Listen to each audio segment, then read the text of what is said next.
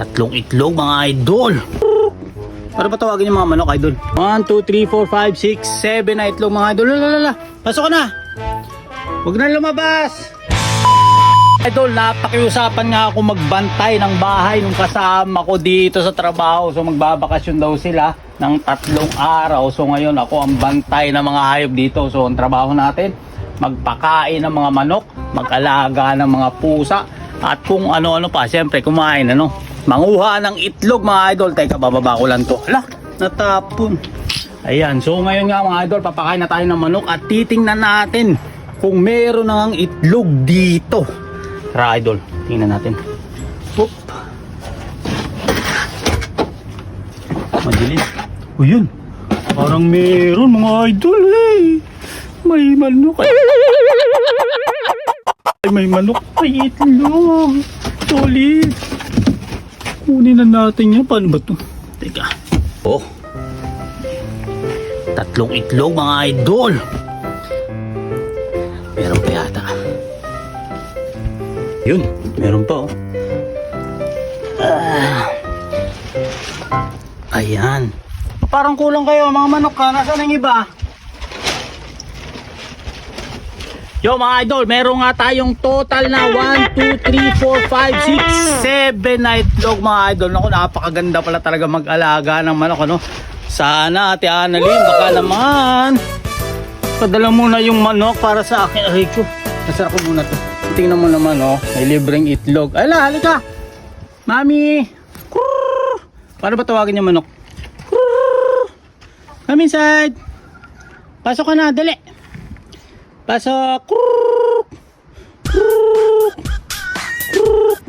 Para ba tawagin yung mga manok idol? Halika na. So yun nga mga idol, sa pagbabantay natin ay sabi ng may-ari sa akin, sige bantayan mo muna yung bahay, pakain ka ng manok, magpatuka ka ng manok, pakainin mo yung mga pusa, at kung anumang itlog ang makikita mo, sa'yo na. So meron tayong ulit 1, 2, 3, 4, 5, 6, 7 na itlog mga idol. Lalala. Pasok ka na. Huwag na lumabas. Grabe no, para mga bata inuutusan eh.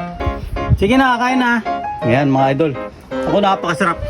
Para sa akin, napakasarap ng feeling na ganito yung magpapatuka ka ng manok. Yung amoy ng yung amoy ng dumi ng manok. Yung amoy ng pellet, basta. Para kang parang nasa farm yung feeling. Ang ganda, sarap.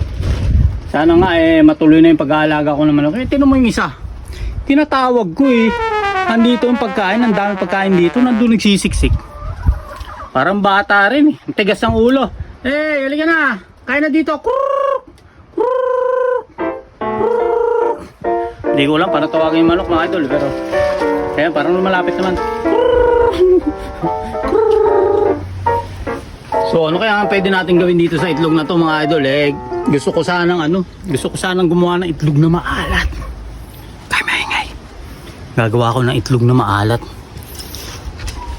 Ang tanong dyan, pwede ko kayang ibenta dito sa Norway kung sakali makagawa ko ng itlog na maalat, diba?